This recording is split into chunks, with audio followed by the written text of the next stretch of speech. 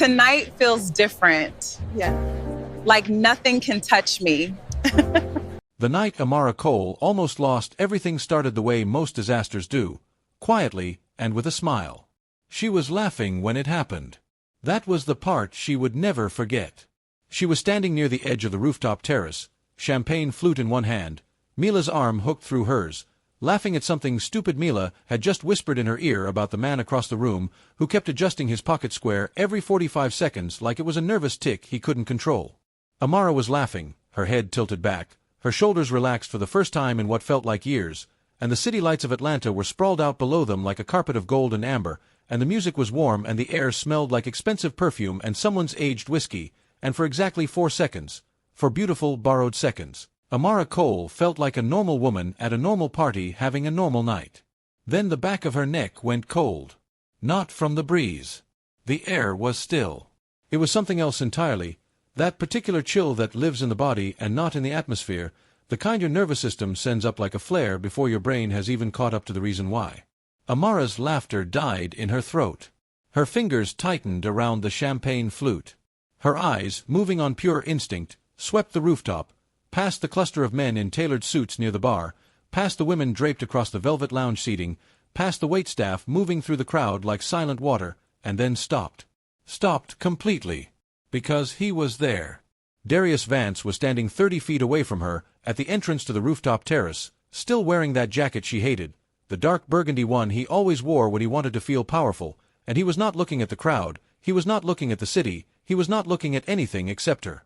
He was already looking at her. Like he had been looking at her before she even felt it. Like he had been standing there watching her laugh, watching her exist in the same air as other people, watching her be happy, and something about that, something about her happiness specifically, had brought him here tonight. Mila felt Amara go rigid beside her. Amara. Mila's voice dropped immediately. Hey. What's wrong? Amara couldn't speak. Her mouth was open and the words were somewhere behind her teeth, but they wouldn't move because her entire body had just remembered 3 months of running. 3 months of a new phone number. 3 months of sleeping with her bedroom door barricaded with a chair because the lock felt too thin, too flimsy, too easy to push through if someone wanted badly enough to get in. 3 months of taking different routes to work every single day, of sitting with her back to the wall in every restaurant, of flinching every time a dark burgundy jacket passed her in a crowd. 3 months of believing she had finally gotten far enough away. And Darius Vance was standing 30 feet away from her, and he was smiling now, and the smile was slow and patient and absolutely terrifying because it wasn't the smile of a man who was surprised to find her here. It was the smile of a man who had known exactly where she would be. Now, before we go any further, we want to take just a moment. If you found this story, if it reached you wherever you are in this world tonight, drop a comment and let us know. Seriously. Are you watching from Lagos, London, Atlanta, Toronto, Houston, somewhere we'd never expect? These stories travel far, and we genuinely want to know how far. Leave your city, your country, anything, because every single comment tells us this is reaching someone new, and that matters to us more than you know. And if you haven't subscribed yet, now is the time, because this story is only getting started, and you do not want to miss what happens next. Back to Amara. She turned her body slightly, instinctively, the way prey turns from a predator, not fast enough to run, just enough to create the illusion of distance. Her hand found Mila's wrist. "He's here," she whispered. Mila didn't ask who. She had heard enough about Darius Vance over the last 3 months to know exactly who he meant in Amara's mouth. Her head turned slowly, carefully, the way you look at something dangerous without wanting it to know you're looking. "Where?" Mila breathed. "Entrance. Burgundy jacket. Don't stare." Mila looked for exactly 1 second. Then she turned back, and her expression had changed, the easy warmth of the evening replaced by something tighter, more alert. "Okay," Mila said quietly, her voice steady despite the fear beginning to climb behind her eyes. "Okay. We leave. Right now. We go back through the main floor, we get your coat, we call a car, and we go. Simple. He's between us and the stairs." Silence. "Okay," Mila said again. "Not so simple." Amara's mind was running calculations. Exits, distances, how many people were between them and the elevator bank on the far side of the terrace, whether there was another stairwell, whether the crowd was thick enough to move through quickly without drawing attention to herself, without him seeing the movement and reading it for what it was. Because Darius was good at reading her movements. That was one of the things she had learned too late about him. He studied her the way a hunter studies terrain. He knew her rhythms. He knew what her body looked like when she was about to run. She forced herself to breathe. She forced her shoulders down from where they had crawled up toward her ears. She took one slow sip of champagne she could no longer taste and made herself look away from him, back toward the city lights, as though she hadn't seen him, as though her heart wasn't slamming against the inside of her chest loud enough that she was half convinced Mila could hear it. "I'm not running," Amara said quietly. "Not in front of all these people. Not again. Amara. I'm not running, Mila." It was the first decision she made that night that was entirely her own. It felt like standing on the edge of something, not a rooftop, but a version of herself she wasn't sure she was ready for yet. But she planted her feet, and she stayed, and she watched the city lights, and she breathed. She did not see the man at the bar who had been watching Darius Vance since the moment he walked through the entrance. She did not notice the way that man, still, quiet, unbothered by the noise and warmth of the party around him, had set his glass down the second Darius's eyes found Amara across the rooftop. She did not see the way his attention shifted, sharpened, became something entirely different from the casual observation of a man enjoying a private event. She had no way of knowing, in that moment, that someone else at this party had been aware of Darius Vance long before Amara's neck went cold. Kale Ryu did not move yet. He simply watched. And he waited. Darius moved through the crowd with the particular confidence of a man who has never in his life been told no in a way that stuck. He didn't push people out of his way. He just moved and expected the space to open for him, and it largely did, because there was something in his posture, something in the angle of his jaw and the steadiness of his walk, that communicated to the bodies around him that he was not to be inconvenienced. He had always been like this. Amara had once found it magnetic. Standing here now, watching him cross the distance between them, she understood for the first time how badly she had mistaken predatory certainty for confidence. He stopped in front of her. Up close, he looked different from the last time she'd seen him, sharper somehow, the angles of his face more pronounced, the circles under his eyes a deeper shade of exhaustion. But his eyes were the same. That particular combination of possession and hunger that she had spent 3 months trying to forget the weight of. Amara. He said her name like it was something he owned. She said nothing. "You look good," he said, his gaze moving over her slowly, the way someone inventories a possession they've temporarily misplaced. "You always look good when you're trying to look like you're doing fine." "Darius." Her voice came out steadier than she felt. "You need to leave." Something shifted in his expression, not quite anger, not yet. More like amusement. The amusement of someone who finds it entertaining to be underestimated. "Leave," he repeated, as though the word were a joke she'd told badly. "I was invited to this party, Amara." "Same as you." He tilted his head slightly. "Maybe more so, actually. You know Marcus from work. I know Marcus from money. Those are different kinds of relationships." Mila stepped slightly closer to Amara's side. Darius glanced at her, a brief, dismissive flick of his eyes that communicated clearly what he thought of the gesture. "I'm not doing this here," Amara said quietly. "Doing what?" "Talking. We're just talking." He smiled again, that slow, patient smile. "I've been trying to talk to you for 3 months. You changed your number. You moved. Did you really think I wouldn't figure out where you went?" "I think you need to hear her," Mila said. Darius looked at Mila for a long moment. Then he looked back at Amara as though Mila had not spoken at all. "Come take a walk with me," he said. "Away from the crowd. 5 minutes. That's all I'm asking." "No." The word landed and something behind his eyes changed. Just slightly. Like a temperature drop. "Amara." His voice was quieter now, which was somehow worse than if he had raised it. "I'm not asking you to do anything dramatic. I'm asking you to have a conversation. 5 minutes. Like adults." "I said no, Darius." "You're embarrassing yourself." His voice dropped further, intimate now, the voice he used when he wanted her to feel like the problem was hers and not his. Standing here in front of all these people acting like I'm some kind of threat. I'm your ex-boyfriend. I just want to talk. Then respect that she doesn't want to, Mila said. Darius turned to Mila fully this time, and the temperature in his expression dropped several more degrees. I don't remember asking for your commentary, he said, very quietly. And I don't remember needing your permission to give it. For a moment nobody moved. The music pulsed around them. Laughter floated from somewhere across the terrace. A waiter drifted past with a tray of drinks and glanced at the small cluster of tension and drifted away again without stopping.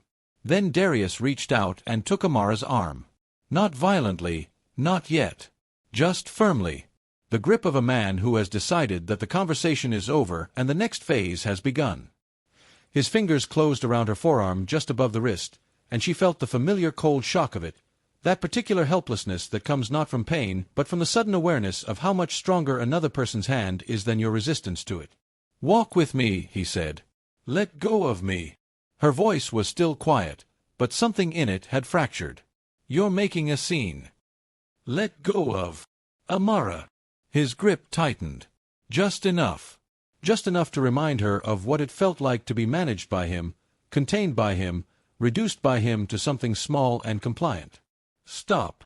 Mila grabbed his wrist with both hands. Let her go right now. And then the crowd shifted. It was subtle. Not a parting, more like a pressure change. The way a room adjusts when something with gravity enters it. Conversations nearby didn't stop, exactly, but they lost their momentum, trailing off mid-sentence as attention pulled sideways without people quite knowing why. A few heads turned. Then a few more. Kale Ryu walked toward them at a pace that was neither fast nor slow. Completely unhurried. His jacket was dark, well cut, and he had left his drink at the bar without looking back at it.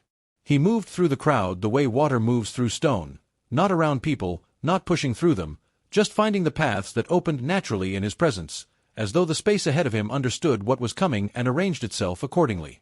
He stopped 3 feet from Darius. Darius turned, still holding Amara's arm, his expression cycling rapidly through surprise, irritation, and then a particular kind of wariness, the instinctive recalibration of a predator who has just realized it may also be prey. Kale Ryu said nothing at first. He simply looked at Darius's hand on Amara's arm. The look lasted no more than 2 seconds. But something in those 2 seconds communicated a volume of information that could not have been delivered in a page of words. She asked you to let go, Kale said. His voice was low. Not raised. Not theatrical. The voice of a man who has never in his life needed to perform authority because authority simply followed him wherever he went. Darius's grip on Amara's arm did not immediately loosen, but she felt the hesitation move through his fingers. He looked at Kale, really looked at him, and something in what he saw made him recalculate. Quickly. This is a private conversation, Darius said. Between me and my girlfriend. Ex, Amara said sharply. Between me and my ex, Darius corrected, without looking at her. His eyes stayed on Kale. I don't know who you are, but... You don't need to know who I am, Kale said. You need to let go of her arm. Nearby conversations had died now.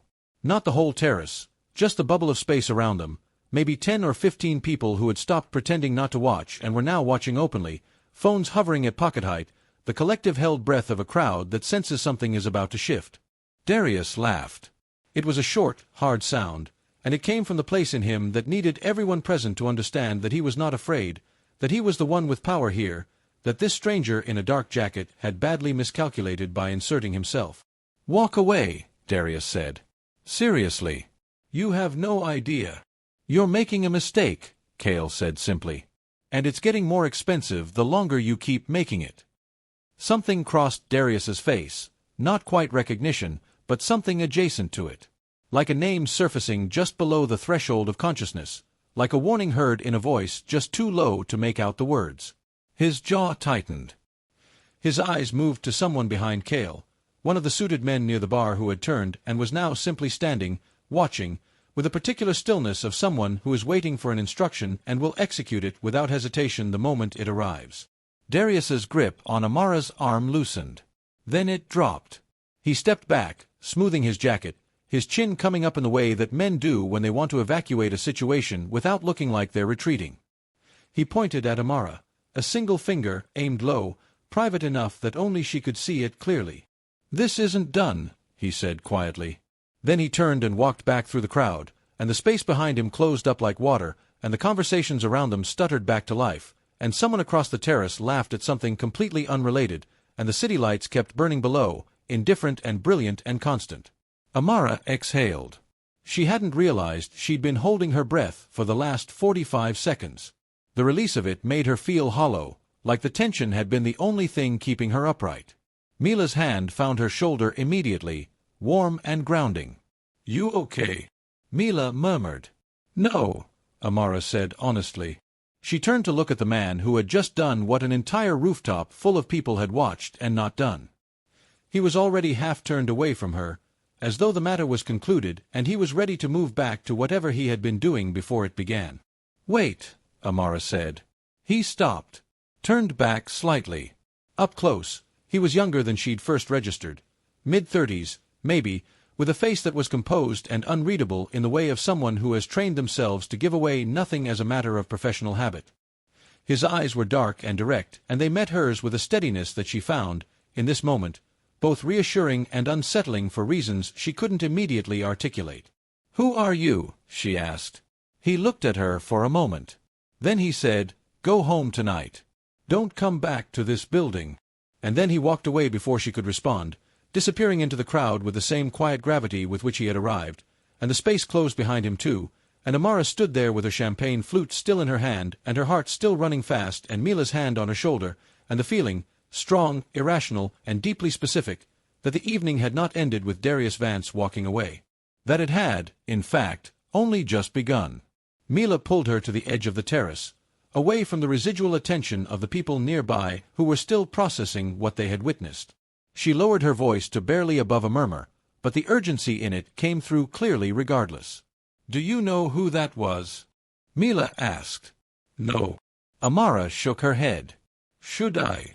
Mila glanced around, a quick involuntary sweep that told Amara she was about to say something she didn't want overheard. She turned back, her expression carrying something Amara recognized after a moment as controlled fear. "His name is Kale Ryu," Mila said. "And I need you to understand something before I say the rest of this. You are not to repeat it, you are not to ask me how I know, and you are absolutely not to Google him when you get home because there's nothing to find anyway." "Mila." "His name is Kale Ryu, and the reason that man left without another word is because Kale Ryu is not someone you argue with in public and walk away from still feeling like you won. He runs in circles that," she paused, looked around again, "circles that the people at this party tonight, the people with real money and real power, they know his name and they don't say it unless they absolutely have to. Do you understand what I'm telling you?" Amara stared at her. "How do you know this?" "I work in finance. In this city. The things you hear when people don't think you're listening." Mila shook her head. "The point is, that was not a stranger being a good Samaritan. People like Kale Ryu do not do casual good deeds. They do not insert themselves into strangers' conflicts out of the goodness of their hearts." She looked at Amara steadily. "Which means the question isn't who he is. The question is, how does he know who you are?" The champagne in Amara's glass had gone flat. She noticed it distantly, the way you notice small irrelevant things when your mind is reorganizing itself around something large and unsettling. "How does he know who you are?" She replayed the last 20 minutes. Kale arriving with no hesitation, no confusion, no moment of assessment. He had not walked over to see what the noise was about. He had walked over already knowing. He had looked at Darius's hand on her arm, and his response had been immediate and calibrated and completely, terrifyingly certain. Not a stranger being a good Samaritan. "We need to leave," Amara said. "That is the first thing you've said tonight that I completely agree with." They collected their coats from the hostess station in 4 minutes and were in the elevator in 5. The lobby of the building was cool and marble-floored and largely empty at this hour, their heels echoing as they crossed toward the main doors. Amara's eyes went to every car outside through the glass before she pushed through. Old habit. New urgency. "I'm calling you a car," Mila said, already on her phone. "Don't use the app." Call someone. Mila looked up. Amara. Please. The please landed the way it was meant to. Mila nodded and scrolled to a contact instead. They stood just inside the lobby doors while Mila made the call, and Amara watched the street outside, and her mind kept snagging on the same thing, Darius's face when Cale appeared. The recalculation in it. The fear. Because Darius was not a man who frightened easily, and in the 10 months she had spent with him, she had never once seen that particular expression on his face. The expression of a man who has weighed the person in front of him and found the weight overwhelming. What did Darius know about Cale Ryu that she didn't? What did Cale Ryu know about her? The car came in 11 minutes, and Mila rode with her as far as her own building before getting out and making Amara promise to text when she was home. Amara promised. The car pulled away. She sat in the back seat with her coat across her lap and the city moving past the windows and the quiet of the interior pressing in on her, and she thought about burgundy jackets and dark patient eyes and a man who had told her to go home like he already knew her address, and she thought about what Mila had said, and she thought about 3 months of a chair against her bedroom door, and she thought about the particular smile on Darius's face when she'd first seen him across the rooftop, the smile of a man who had known exactly where she would be. Her phone buzzed. Unknown number. She almost didn't answer. Her thumb hovered over the decline button for 2 full seconds before something, instinct or stupidity, she couldn't tell them apart right now, made her accept the call instead. She put it to her ear and said nothing. A brief pause. Then a voice she recognized immediately. Low. Unhurried. Completely in control. Don't go home tonight, Cale Ryu said. Her breath caught. How did you get this number? That's not the most important question right now. The most important question is whether you're in a car heading to your apartment on Meridian Street. The cold at the back of her neck returned, sharper this time, spreading down her spine. How do you know where I live? Her voice had dropped to barely above a whisper. Because I've known where you live for 6 weeks, he said. And right now, someone else knows too. Don't go home tonight, Amara. Tell the driver to take you somewhere else. The call ended. She sat frozen in the back seat for 3 seconds, the phone against her ear and the city lights streaming past and the driver completely unaware that the world had just tilted sideways. Then she leaned forward. Change of destination, she said. She spent the night at a hotel she paid for in cash, a habit she developed in the first weeks after leaving Darius and then slowly, foolishly allowed herself to let go of as the weeks stretched into months and the silence from his end began to feel, dangerously, like safety. She did not sleep. She sat on the edge of the hotel bed with her coat still half on and her phone in both hands and replayed the phone call in her mind with the obsessive precision of someone trying to find the seam in something that doesn't have one. 6 weeks. He had known where she lived for 6 weeks. Not tonight. Not since the party. 6 weeks. That meant before tonight he had been aware of her, aware enough to know her address, to have her phone number, to have monitored enough of her life to know that Darius was a threat to her specifically. Who does that? The answer arrived quietly, the way terrible answers often do. Not with drama or revelation, but with a slow, settling certainty that felt less like discovery and more like confirmation of something she had already been afraid to name. Someone who has a reason to. She called Mila at 2 in the morning. Mila answered on the second ring, which meant she hadn't been sleeping either. He called me, Amara said. Silence. Then, Cale Ryu called you. From an unknown number. He knew I was in a car. He knew I was heading home. He knew my address, Mila. He said he's known it for 6 weeks. A longer silence this time. Amara. Mila's voice was very careful now, the kind of careful that means someone is choosing every word with both hands. Where are you right now? Hotel. I didn't go home. Good. Okay. Good. She could hear Mila moving, the soft sounds of bare feet on hardwood. Listen to me. I need you to hear this and not panic. I'm already panicking. Then hear this and keep panicking quietly. What I told you at the party about Cale Ryu, the circles he moves in, the kind of power that follows his name, there are things I didn't tell you.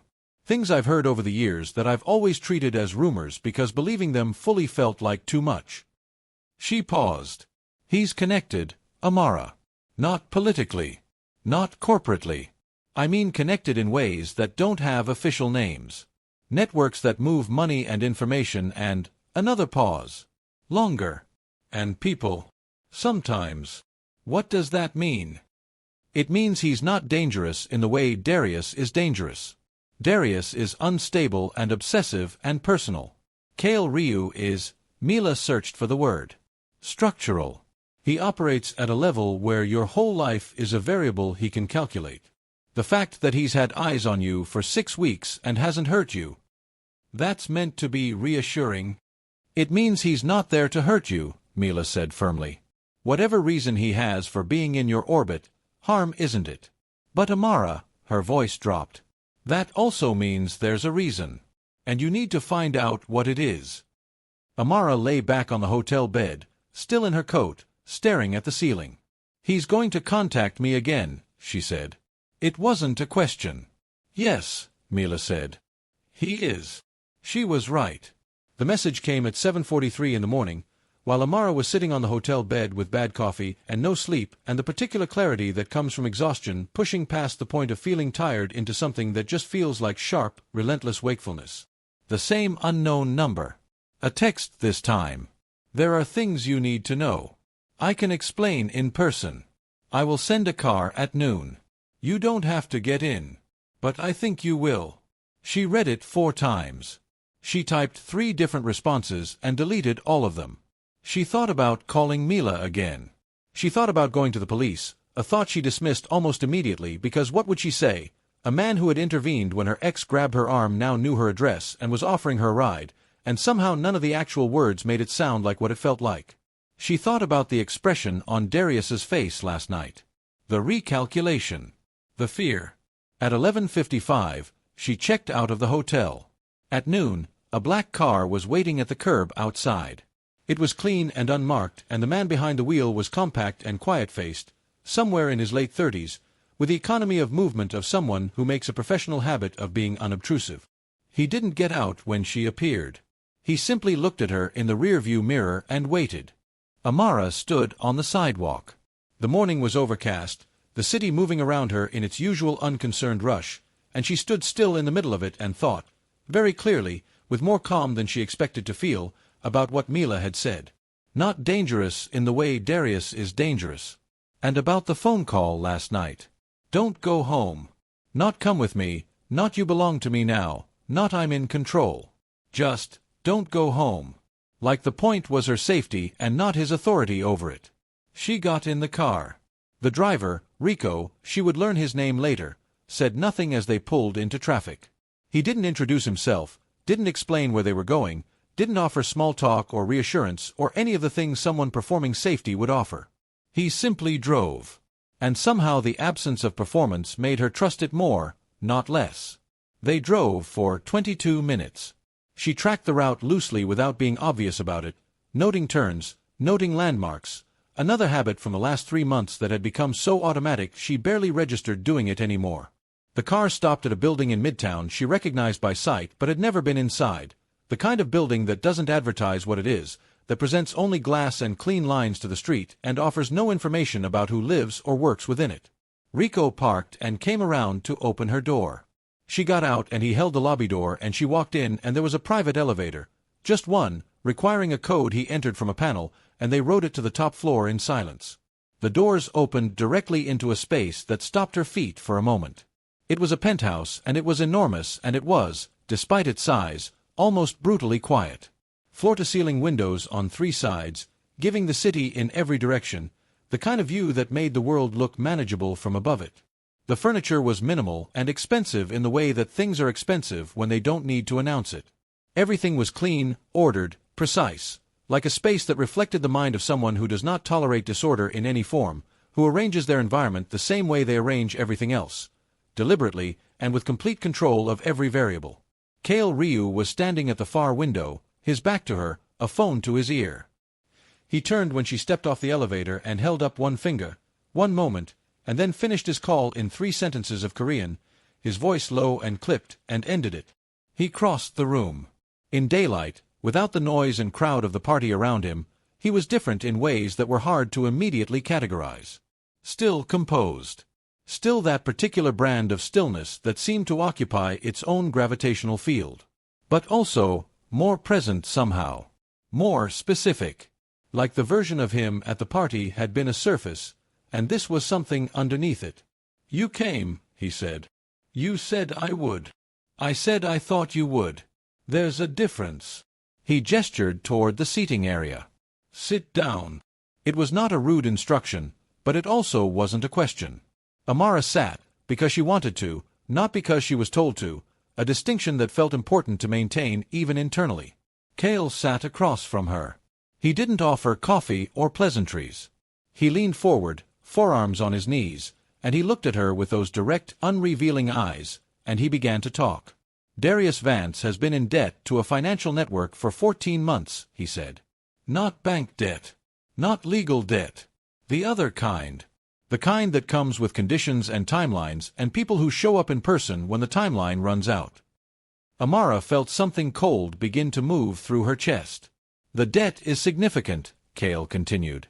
"He made investments through channels he didn't fully understand, which is a generous interpretation of what happened. The less generous interpretation is that he used money that wasn't his and gambled it on outcomes that didn't materialize. Either way, the number is real and the people he owes it to are real, and they have been patient longer than they typically are." "Why?" Amara asked. Her voice was steady. She didn't know how. Because Darius offered them something in lieu of payment. A way to recoup their investment through a different mechanism.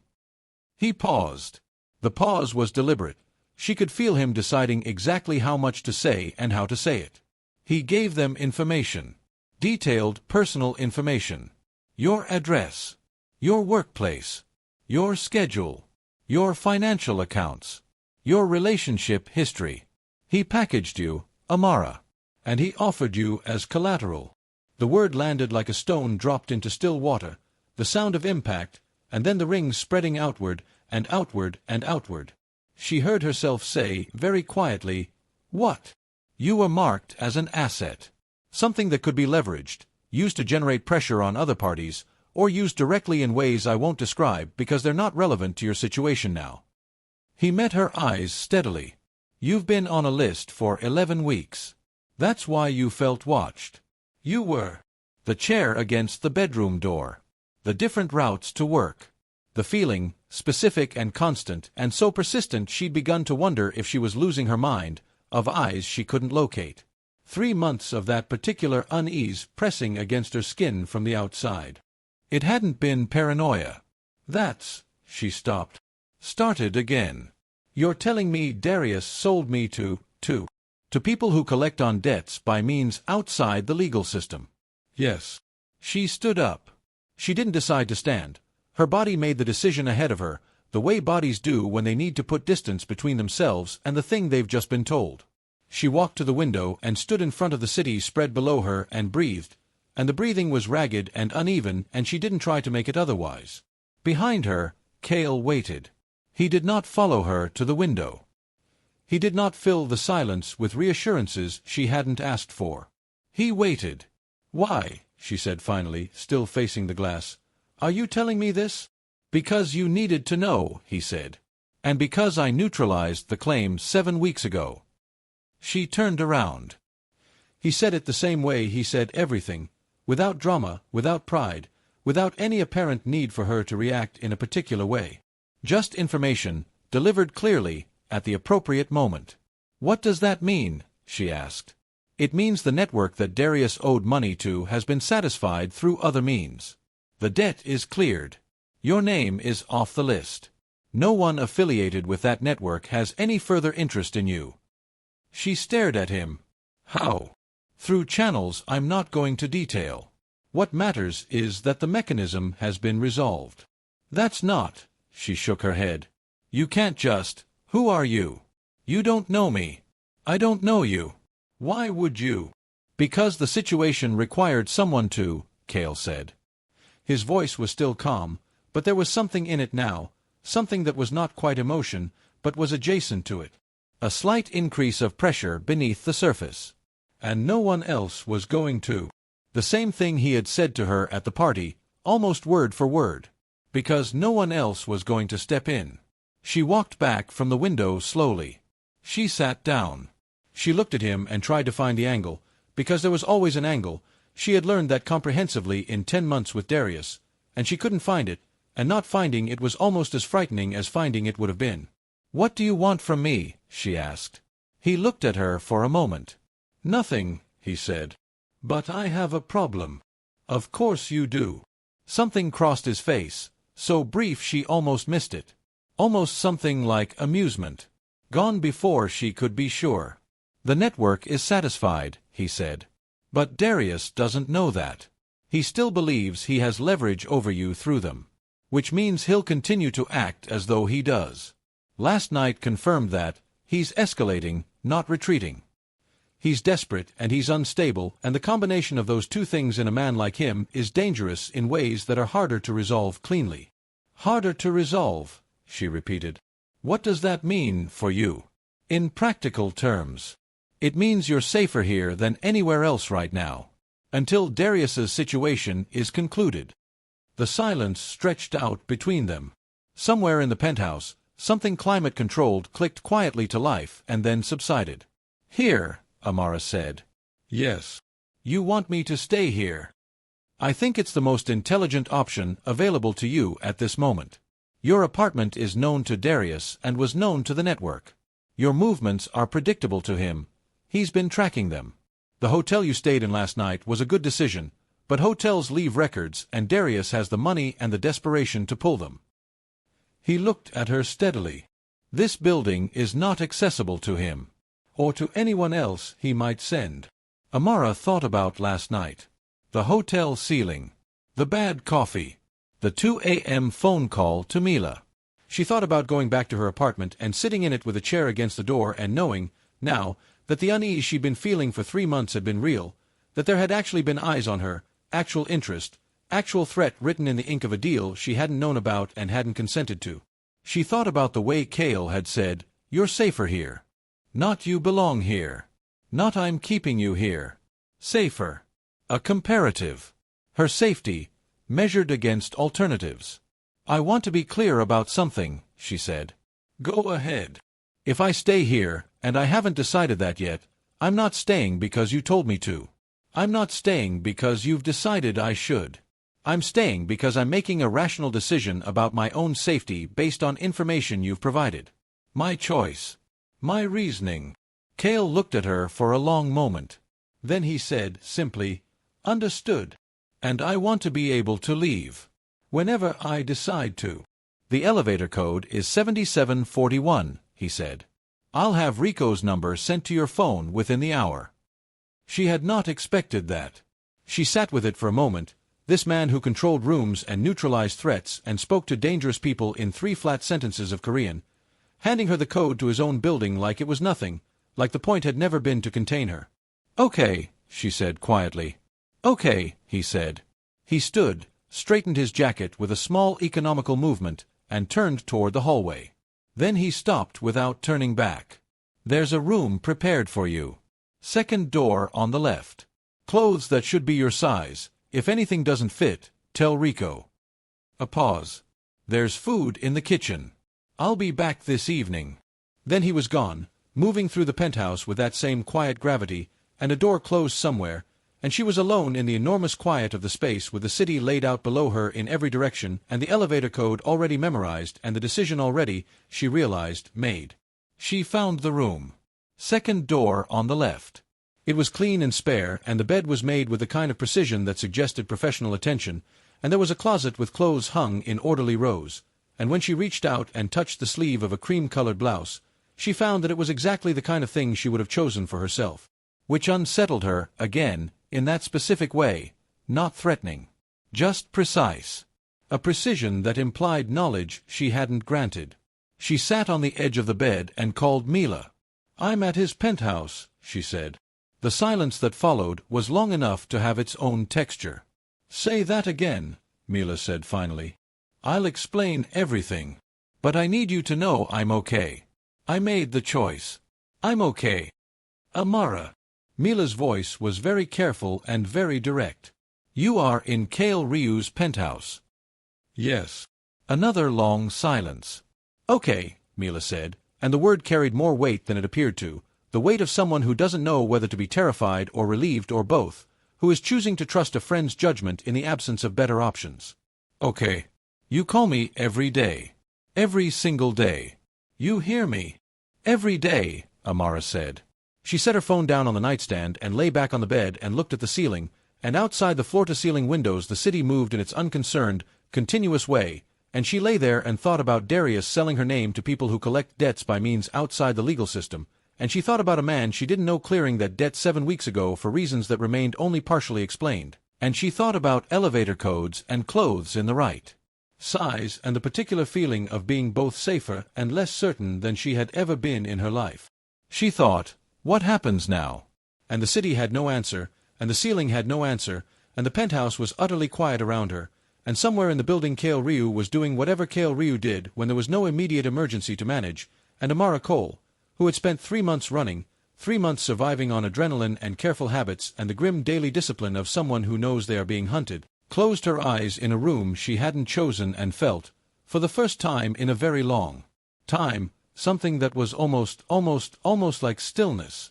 Not safety. Not yet. But the edge of it. The outermost edge. She held on to that as she drifted, finally, into sleep. She woke to the sound of voices. Not loud voices, not the kind that jolt you upright with your heart already running. These were low, controlled, the kind of voices that exist just below the threshold of words, where you can hear tone and cadence but not content. She lay still for a moment in the unfamiliar bed, in the unfamiliar room, with the unfamiliar quality of light coming through curtains she hadn't chosen, and let the previous 24 hours settle back into place around her like sediment finding the bottom of a glass. The penthouse. Kale. The things he had told her. Darius. She sat up slowly, pushing her hair back from her face, and listened. The voices were coming from somewhere beyond the hallway, the main living area, she thought, or possibly the room adjacent to it. 2 voices. One was Kale's. She recognized the particular low register of it, even muffled through walls and distance. The other was unfamiliar. Faster. Higher in pitch. And carrying, beneath the careful control of it, something that sounded very much like agitation. She checked her phone. 6:47 in the evening. She had slept for nearly 5 hours. She got up quietly, moved to the door, and opened it by inches, enough to hear, not enough to be seen from the main room. The voices clarified immediately, resolving from sound into language. Told you it was handled, Kale was saying. And I'm telling you the situation has changed. The other voice, male, slightly accented, rapid. He made contact again this morning.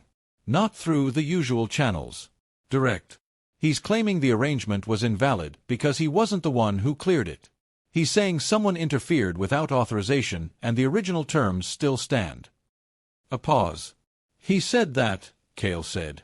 Not a question. He said that. And the people above him are listening, Kale. They're listening because his argument has a technical basis and you know it does. You moved on their asset without going through the formal process. You were efficient. You were clean.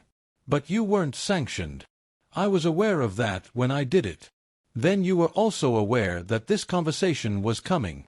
Another pause. Longer this time. Amara pressed her back against the wall beside the door, breathing shallow, very still. What's the timeline? Kale asked. 72 hours. They want either a formal resubmission with full documentation of the clearance, or they want the arrangement reversed and the original terms reinstated. The original terms are not being reinstated. I know that. I'm telling you what they want, not what I think you should give them. The other voice dropped. Kale. This is moving up the chain faster than I expected. The people at the top of this, they're not the patient type. And Darius has been talking. He's been talking to anyone who will listen, claiming you went outside your authority, claiming she was his to negotiate with and you had no standing to interfere. She was never his to negotiate with, Kale said, and there was something in his voice in that moment, something that was not the controlled flatness of professional communication. Something underneath it, harder and more specific, that Amara couldn't immediately categorize, but that made her breath catch slightly before she could stop it. I know that. You know that. The law doesn't govern these people. A weighted pause. You have 72 hours. I'd use them carefully. She heard movement, The sound of someone standing, of a handshake perhaps, of a brief exchange she couldn't make out. Then footsteps crossing the main room. The elevator doors. Silence. She waited a full 60 seconds before she stepped out of the hallway. Cale was standing at the window. The city beyond the glass had shifted into early evening, the light going amber and long, the buildings beginning to define themselves against the darkening sky. He didn't turn when she entered the room, but he said, without any pretense of surprise, "How much did you hear?" "Enough," Amara said. He turned then. His expression was composed, as always, but she was beginning to read the layers beneath the composure now, the way you learn to read weather by watching the sky long enough, and what she saw beneath it tonight was something that occupied the space between calculation and concern. "Sit down," he said. "Stop telling me to sit down," she said. "Talk to me like I'm standing up." Something moved across his face.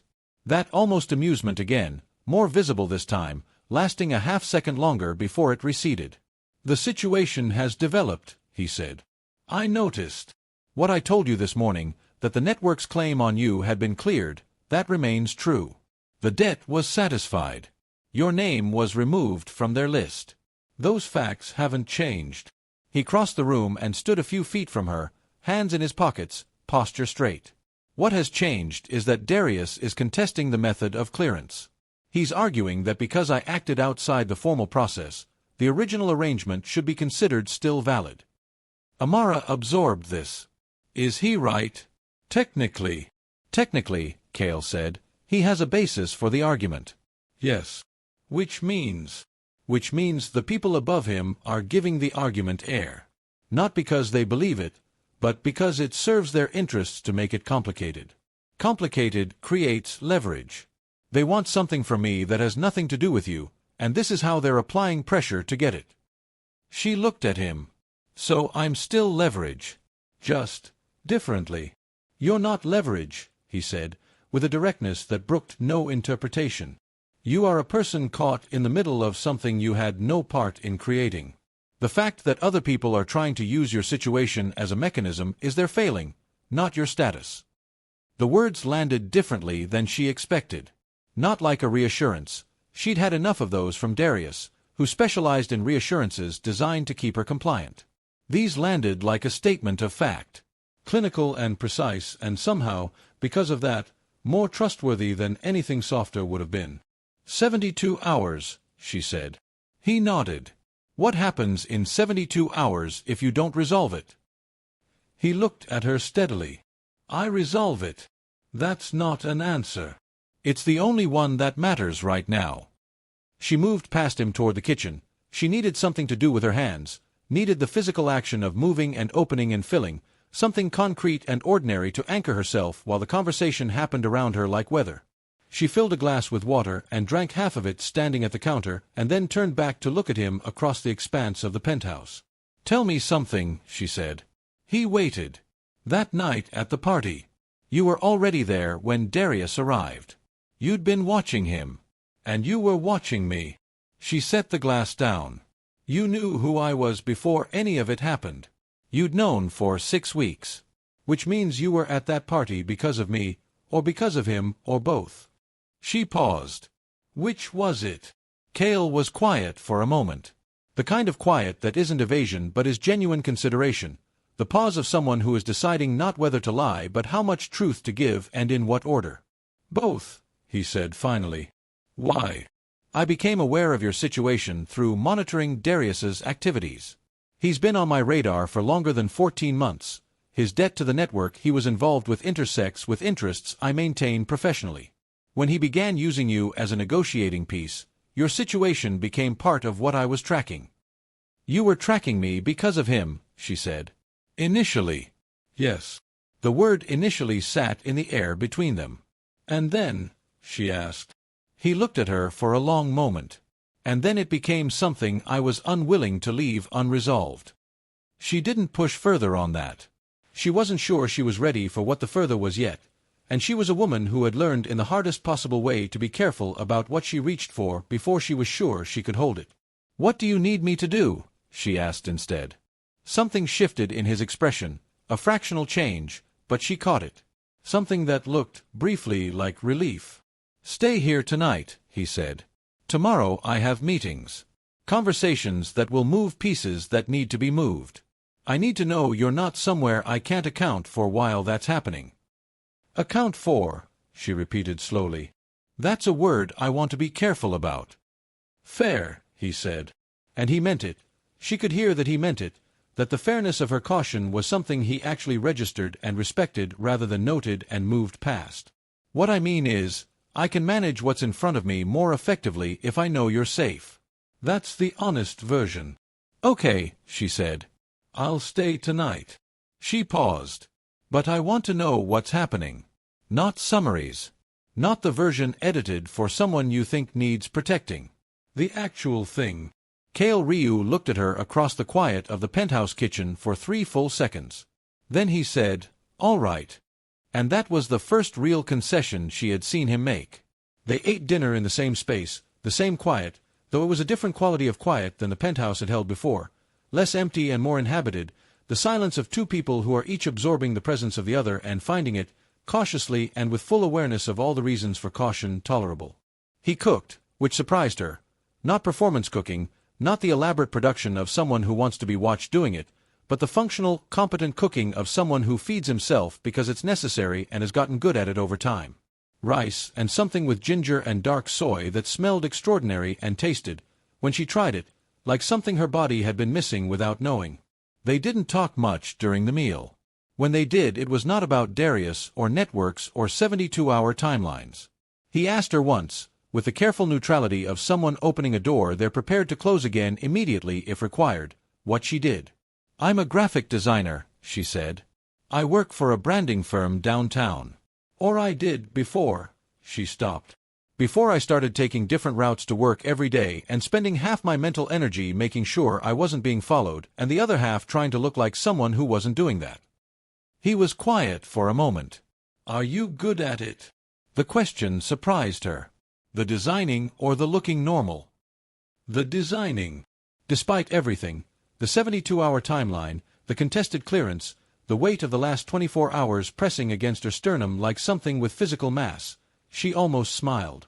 "Yes," she said. "I'm good at it." "Then you should be doing it," he said simply, and went back to eating.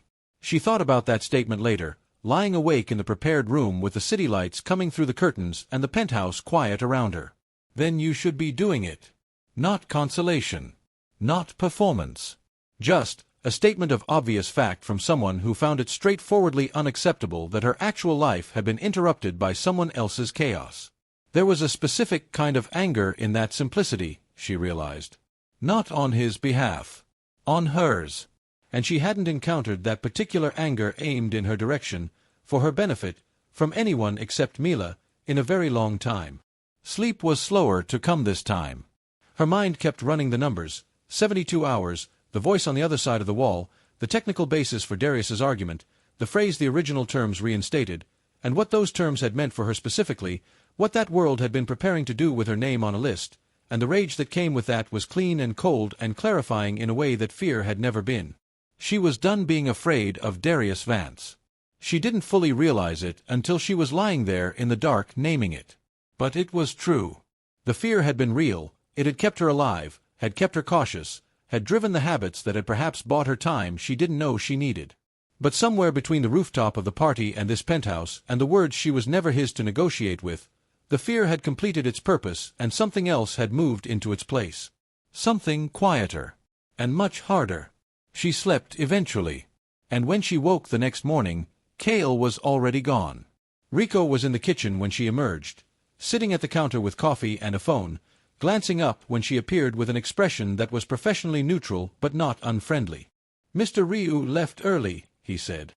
"He asked me to stay." "I don't need a babysitter," Amara said. "No," Rico agreed, with the easy equanimity of someone who has heard this before. "You don't. I'm here for the elevator code, not for you." A pause that was almost deadpan.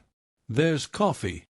She poured herself a cup and sat at the far end of the counter and looked at Rico for a moment.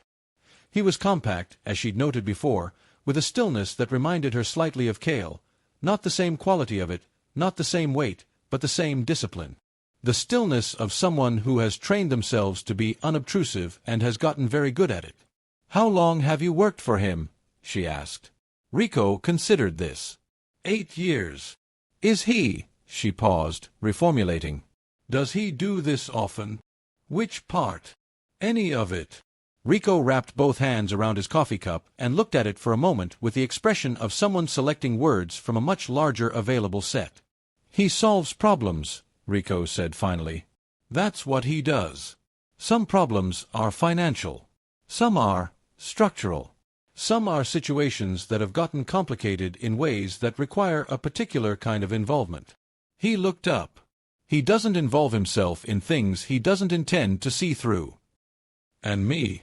Am I a problem he's solving?" Rico met her eyes. "You'd have to ask him that." She called Mila at 9. Mila answered before the second ring. "Tell me everything," Mila said. Amara told her everything. The conversation through the wall. The 72 hours. Dinner and the way he cooked without performance and the question about her designing and the phrase "then you should be doing it." Mila listened with the focused, absorptive silence of someone building a picture piece by piece, and when Amara finished there was a pause. "He's protecting you," Mila said. "Not as a transaction. He's actually protecting you." "I don't know what he's doing," Amara said honestly. "I do," Mila said. "I've spent 8 years working in rooms where men like Kale Ryu make decisions, and I've watched how they operate, and I'm telling you, this is not standard operation. People like him don't cook dinner. They don't give you the elevator code. They don't explain themselves." A pause. "Something about your situation got under his skin, Amara. I don't know what. But that's what's happening." After she hung up, she found paper and a pencil in a kitchen drawer and sat at the counter and drew. She hadn't drawn anything purely for herself in months. Everything in her professional life had ground to a kind of halt during the months of surviving Darius's orbit, and the creative part of her brain had gone quiet the way everything goes quiet when the survival brain takes over and demands all available resources. But this morning, in this strange space with its ordered quiet and its city view and its coffee, something loosened. She drew the view from the window. The geometry of the buildings against the sky. The way the light came through at this angle and made rectangles of warmth on the floor. She drew for an hour and a half, and when she stopped, she felt more like herself than she had in a very long time. Kale returned at 4 in the afternoon. She heard the elevator before she saw him, the soft mechanical sound of it arriving, the doors parting. He came into the main room still in his jacket, his expression controlled as always, but she had been reading the layers beneath the control for 36 hours now, and she could see immediately that whatever the morning's meetings had been, they had not been simple. He stopped when he saw the drawings spread across the kitchen counter. He looked at them for a moment without speaking. "Sorry," she said. "I found paper. I should have asked." "No," he said. He picked up the one on top, the view from the window, the geometry of the buildings. He looked at it for several seconds. "You're good at it," he said. The same 4 words he'd used last night. The same complete absence of inflation or performance. She felt them land the same way. She pushed the drawings aside and looked at him directly. "Tell me what happened today." He set the drawing down, took off his jacket, sat at the counter across from her, the first time she'd seen him choose a seat that put him at the same level as someone else rather than standing, which felt, somehow, significant. "I met with 2 of the principals from the network this morning," he said. "Off the record. Their preference is to resolve this quietly. They don't want the exposure that a formal dispute would generate. Darius's argument is technically valid, as I told you, but pursuing it would require them to put things in writing that they don't want in writing. That's the leverage. So they'll drop it. They'll recommend it be dropped, which in the structure they operate within is functionally the same thing. And Darius..." Kale was quiet for a moment. "Darius is the remaining variable." She looked at him steadily. "Meaning?" "Meaning the network's decision doesn't control what Darius does independently. He's been making moves outside their structure, contacting people directly, trying to rebuild leverage through channels that don't run through them. He's desperate. His financial situation without the debt to the network is still catastrophic. He's been committing fraud on a smaller scale, forging references, misrepresenting assets, pulling small amounts from accounts that don't belong to him to fund what remains of his lifestyle. He met her eyes. He's been using one of your old joint accounts. The one you thought was closed. The rage came back, clean and cold and clarifying. He's been, she stopped, breathed. For how long? 7 weeks. The same 7 weeks you've been. Yes. Did you know about the account when you cleared the network debt? Yes. And you didn't tell me. A pause. No. I didn't. She sat with that for a moment. The anger at the omission was real, but so was the other thing, the recognition that he had known, and had still moved on her behalf, and had said nothing about it because telling her would have required explaining why he knew, which would have required a conversation they are only having now. She wasn't sure whether to be angrier at the withholding or more unsettled by the scope of what he'd seen before she'd ever sat down across from him. I need you to tell me everything, she said. From the beginning. Not the managed version. Everything. He looked at her for a long moment. Then he nodded. What followed was the most honest hour of conversation she had experienced in years, possibly ever, because it was not the honesty of someone trying to comfort her or manage her reaction or maintain a particular version of themselves in her eyes. It was the honesty of someone who has decided, as a calculated and deliberate choice, to put all the information on the table and allow the other person to respond to the actual reality rather than the version they've been given access to. He told her when he'd first become aware of her name, in a document he hadn't been meant to see, 17 weeks ago, a list that included her personal details alongside the details of 2 other people being used as collateral in similar arrangements. He told her that he had recognized immediately what the list was and what it meant, and that something about seeing her specifically, her name, her address, the details of her life reduced to a series of data points on a ledger, had produced in him a response he didn't have a clinical category for. He told her that he had begun monitoring Darius's activities as a result, and that the monitoring had shown him the full scope of what Darius had done, and that the anger he felt at what he was reading, he said the word anger with the careful precision of someone not accustomed to using it in reference to themselves, had been significant. Why me specifically? She asked. There were 2 other people on that list. He was quiet for a moment.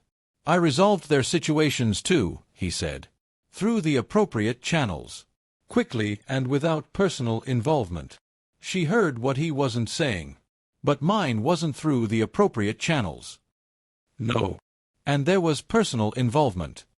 He met her eyes. Yes. The city outside had gone fully into evening while they talked, the light dropping away and the building lights rising to replace it, and the penthouse was quiet and warm, and the conversation had moved them, without either of them quite deciding to move, from sitting across from each other to sitting beside each other at the corner of the counter, the distance between them something that had reduced gradually and without announcement. I don't know what to do with you, Amara said quietly. Not unkindly. Just honestly. You don't have to do anything with me, he said. That's not what this is. Then what is it? He looked at her with those dark, direct eyes that gave away nothing and somehow, through the very discipline of giving nothing away, gave away everything. I don't know yet, he said. And that, the admission, from a man who she was rapidly understanding never admitted to not knowing anything, who moved through the world with the certainty of someone who has calculated every variable and accounted for every outcome, that undid something in her. Quietly and completely and without drama. Okay, she said softly. The call came at 11 that night. Cale's phone. He answered it from the kitchen, and she was in the hallway, and she watched his face change. Not collapse, not fracture, but shift. A specific reconfiguration of his expression that she had not seen before, and that told her, before he said a word, that the situation had escalated in a direction that hadn't been anticipated. He hung up and looked at her. Darius contacted someone, he said. A creditor outside the network. Independent. Someone who doesn't care about exposure, who doesn't care about formal processes, who operates on a much simpler principle. A pause. He told them you have access to assets worth recouping. He told them you'd be alone. I'm not alone, she said. He doesn't know that. She held his gaze. What happens now? Now, Cale said, we end this. The next 6 hours moved with a compressed, surreal quality of time during crisis, each moment stretched and significant, the spaces between actions feeling longer than they were, the actions themselves faster. Cale made calls she only half heard from the other side of the penthouse. his voice low and rapid, switching between English and Korean with the fluid ease of someone who thinks in both. Rico appeared. She didn't know when he arrived, only that at some point he was simply there, solid and unobtrusive as always, positioned near the elevator with the particular alertness of someone waiting for a specific kind of information. Cale came to find her where she was sitting, deliberately, with her back to the wall and a clear line of sight to the main entrance. The first time she had instinctively arranged herself that way since arriving here, the survival habits resurfacing with the return of active threat. He sat beside her. Not across from her. Beside her. The independent creditor Darius contacted is being handled, he said. That situation will be resolved within the hour. That's not what I need to talk to you about. Then what? Darius himself. He looked at her steadily. He's not going to stop. You understand that. A network pulling back doesn't stop a man like him. It removes his cover, which makes him more erratic, not less. The only thing that stops Darius is a consequence he can't negotiate around. What kind of consequence? The fraud he's been committing, the forged references, the misrepresented assets, the withdrawals from your account, there's documentation. There's a paper trail that, if handed to the right people in law enforcement, results in charges that he cannot pay, negotiate, or charm his way out of. Serious charges.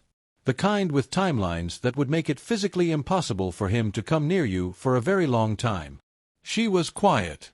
I have that documentation, Cale said. I've had it for several weeks. I've been holding it as a contingency. If you want me to move it, I will.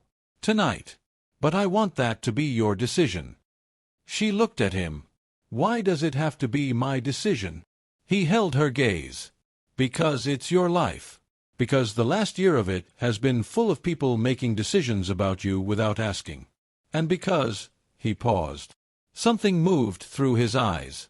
Because I think you've been waiting a long time for something to be entirely yours. The words sat between them in the quiet of the penthouse, and the city burned steadily outside the windows, and Amara Cole sat with her back to the wall and felt the full weight of what he'd just given her. Not the documentation, not the legal mechanism, not the path out of the immediate danger, but the question itself. The asking. The deference.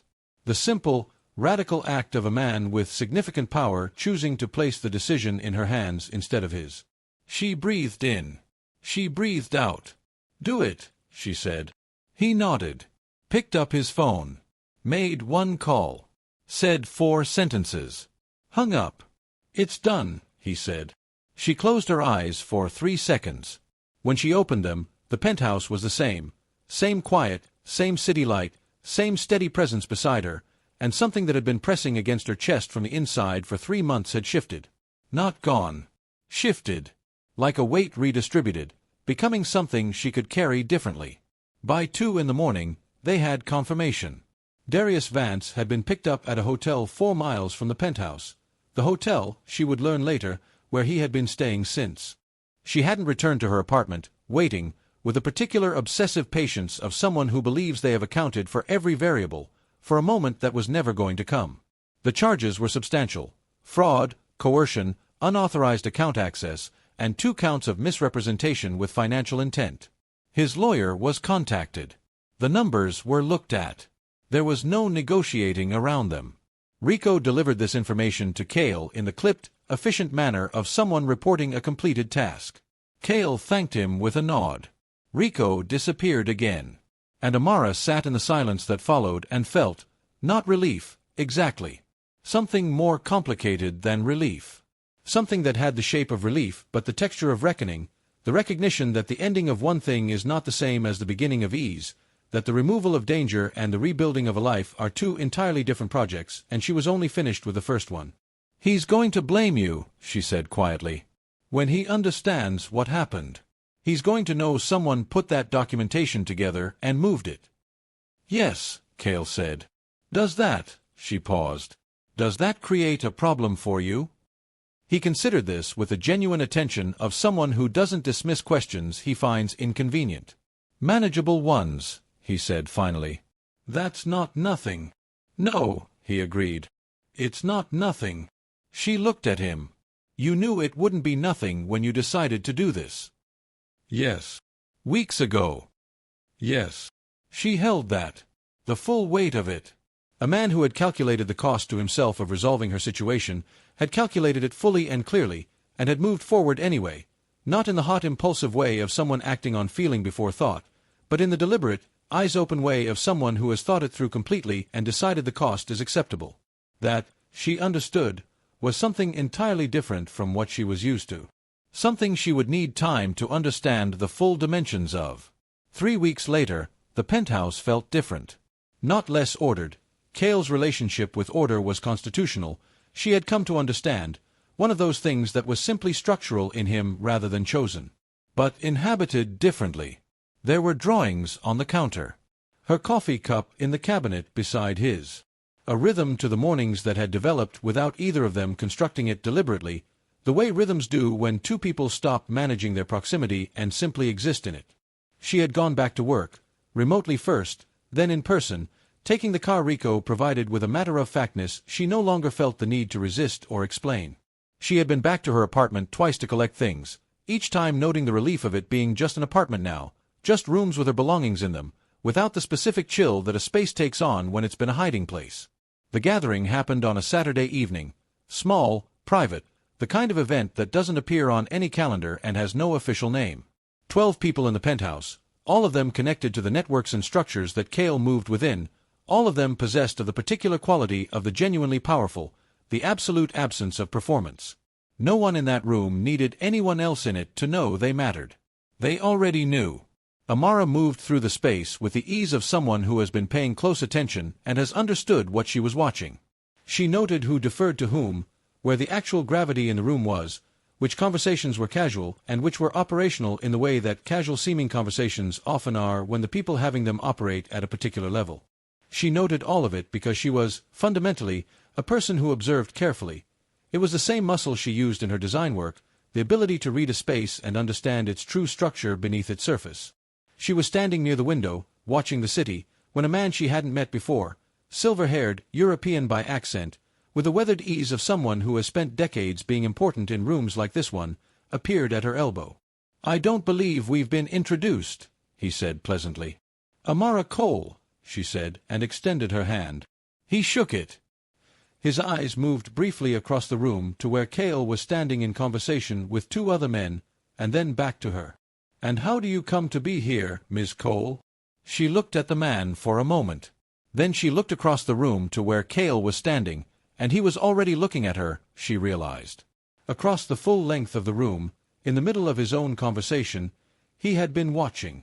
When their eyes met, he said nothing, did nothing, but the quality of his attention said everything. The quiet, complete, entirely voluntary nature of his focus on her, offered across a room full of people who represented significant claims on it. She looked back at the silver-haired man. "I'm here," she said, "because I chose to be." She watched the slight adjustment in his expression, the recalibration of someone who had expected a different kind of answer and is now revising their assessment of the person who gave it. Before he could respond, Cale was there. She hadn't seen him cross the room. It happened in the seamless way his movements often happened, like the space between where he was and where he meant to be simply collapsed. He stood slightly behind her right shoulder. Not in front of her. Not between her and the man. Behind and beside. The position of someone who is present without eclipsing. The silver-haired man looked at him with an expression that carried layers of long acquaintance and the complex arithmetic of men who have intersected in significant ways over many years. "Ryu," he said simply. "Matthew," Cale said, equally simply. A look passed between them that communicated something neither of them said aloud. Then Matthew looked at Amara again with a reassessed expression and said, with a small nod of someone adjusting a judgment they made too quickly, "A pleasure." He moved on. In the moment after he left, Amara turned slightly toward Cale, not all the way, just enough to speak without being overheard. "Was that a test?" she asked quietly. "Sending him over." A pause.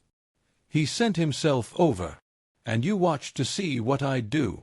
"I was watching," he said, "because I watch you. That's different from a test." She turned back to the window. The city was fully dark now, the lights of it spread below them in every direction, brilliant and continuous and completely indifferent to the lives being lived above it. She felt him beside her, not touching, not crowding, just present with that specific gravity that she had stopped trying to hold at a distance and had allowed, carefully, to simply exist near her. "This world," she said quietly. "Your world. The things it involves." "Yes," he said. He didn't pretend she hadn't named something real. "I'm not afraid of it," she said. "I want to be clear about that. I'm not afraid of it." "I know," he said. "But I need to understand it. Actually understand it. Not the managed version. Not the parts you decide are appropriate for me to have access to." She looked at him then, directly, with the full steadiness of someone who has found their footing after months of losing it and has no intention of letting it slip again. "If I'm going to be in it, I need to be actually in it. Do you understand me?" Kale Ryu looked at her for a long moment. In the room behind them, 12 people who moved the kinds of pieces that most people don't know are being moved continued their quiet conversations. The city burned below. The penthouse held its ordered, inhabited silence. "Yes," he said. "Yes, you understand me, or yes, you agree." Something changed in his expression. Not the almost amusement this time. Something larger. Something that had the shape of recognition in it, the particular expression of someone seeing, very clearly, the specific thing they did not know they had been looking for. "Both," he said. She nodded once. Turned back to the window. Below them, Atlanta moved in its tireless way, thousands of lives intersecting and separating and spinning on their own particular axes, and up here in the ordered quiet of the penthouse, Amara Cole stood at the glass and felt the full, strange, uncharted weight of a future that was hers to navigate, not handed to her, not decided for her, not arranged by someone else's calculation of what she could handle. Hers. Chosen. Real. She had stopped running. But somewhere in the city below, in the paperwork being processed through a system Kale had set in motion, in the legal machinery now grinding against Darius Vance's careful constructions, in the networks and structures and unnamed arrangements that formed the substrate of the world she was now standing inside, something was not quite finished. She could feel it, the way she had learned to feel things in the last 3 months, through the back of her neck and the particular quality of a silence that contains something unsaid. She glanced at Kale. His expression was composed. As always. Unreadable. As always. But his jaw was set at an angle she was beginning to recognize. "There's something you haven't told me," she said. He looked at her. He didn't deny it. "Tell me," she said. And for the first time since she had known him, Kale Ryu looked at her with something that was not calculation, not control, not the professional composure of a man who has navigated impossible situations for long enough that impossible has become ordinary. He looked at her with the expression of someone standing at the edge of something they cannot yet see the bottom of. "There's a name," he said quietly. "Someone above the network. Someone who has been watching this situation, all of it, for reasons I don't yet fully understand. Someone whose interest in you specifically predates Darius by longer than I initially thought." The cold at the back of her neck came back. Different this time. Not the cold of fear. The cold of something larger, something that made the last 3 months feel, suddenly, like a chapter in a story that had been running much longer than she'd known. "Who?" she asked. Kale looked at the city. Then back at her. "That," he said, "is what we're going to find out." The city burned below them, brilliant and continuous and full of things moving in the dark. And Amara Cole did not look away. If you stayed until the very last word of this story, genuinely, from the bottom of this, thank you. These stories only travel because of people like you, who give their time and their attention and actually feel something along the way. If any part of this moved you, stayed with you, made you hold your breath even once, please hit that subscribe button right now, because part 2 of this story is coming and you absolutely cannot miss what happens next. And drop a comment. Tell us your favorite moment, tell us what you felt, tell us where in this world you're watching from tonight. Are you in Lagos, Nairobi, London, Houston, Toronto? Somewhere that would surprise us completely? We read every single comment. Every one. You are not just a number to us. Until next time, stay safe, stay grounded, and never stop choosing yourself.